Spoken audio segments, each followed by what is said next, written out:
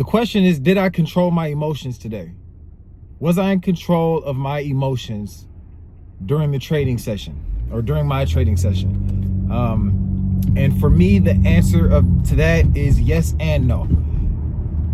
How is it yes and no? So I placed a trade today. I did have a initially my plan was to put a pending order in, which I did have a pending order in on UJ.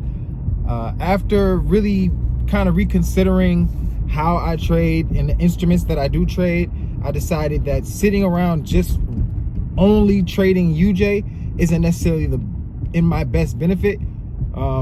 So I opened my instruments up to, or my pairs to, UJ, US 30, which I've always kind of kept on the watch list anyways, GJ, and Euro USD. And I seen an opportunity on GJ. I didn't put a pending order in, but I did enter in on a market order. So this was pre-NFP, because today's NFP. I'd say about 25 minutes before NFP actually took place. I was going for a sell. And I knew where I wanted to get stopped out at. If the market hit that stop, then I knew I was just wrong about the trade. And then I had my TP positioned. And so NFP hits and it drops initially and I'm in profit. Then it reverses and I'm at a loss.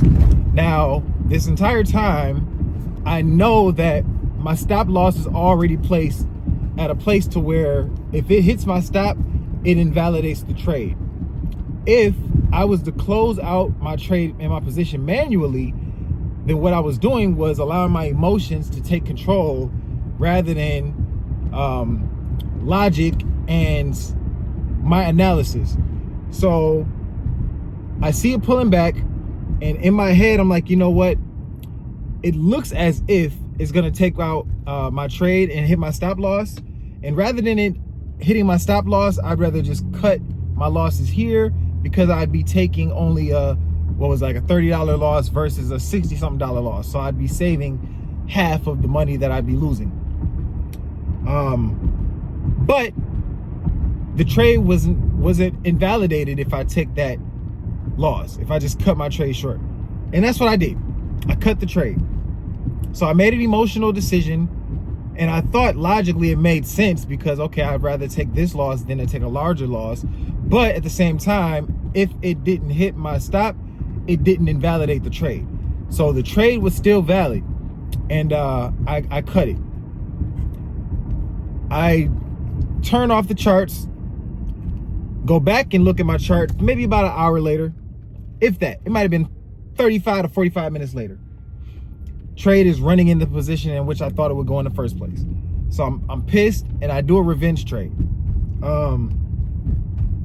to continue in the direction that I thought it was going to go.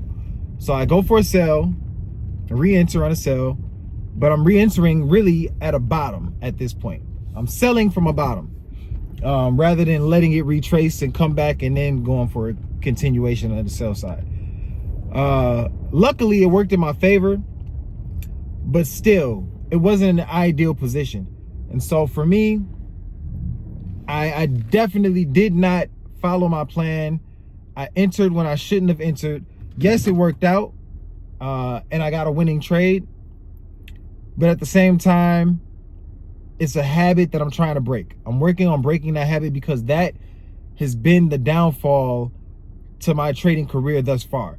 Is me revenge trading for one, and two, entering when I know I shouldn't be entering.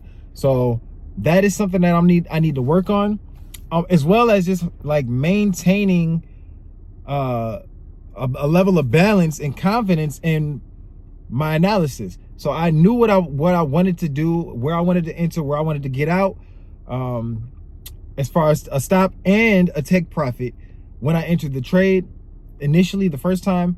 But I still didn't have confidence in that position. Otherwise, I would have allowed it to do what it was supposed to do. Just place the trade and go about my business. Just let it either take me out or take me out for profit.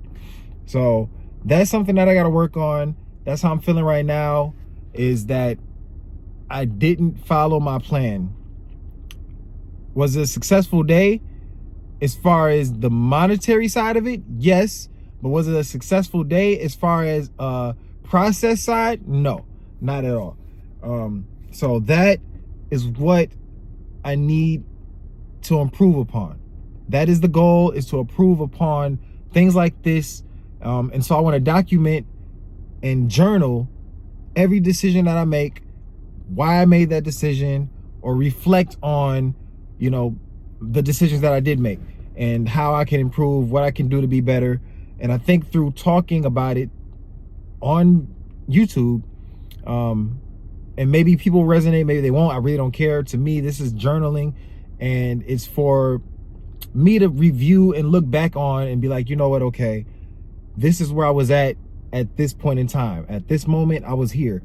And then, you know, maybe a year from now, 2 years from now, I'll be much improved and in a better position, be able to look back and reflect and say, wow, I've made a lot of progress. I've really come a long ways from where I was in February of 2025. You live and you learn. The objective is to learn from those mistakes. You're gonna consistently make them. Well, you don't have to consistently make the mistakes, but when you do make the mistakes, you gotta look at them, identify them, and correct them. And so that's where I'm at, is trying to correct these mistakes that I've been making, so that I really can narrow down on what it is that has gotten me into this position and where I need to improve. And I know where it is. It's just a matter of execution.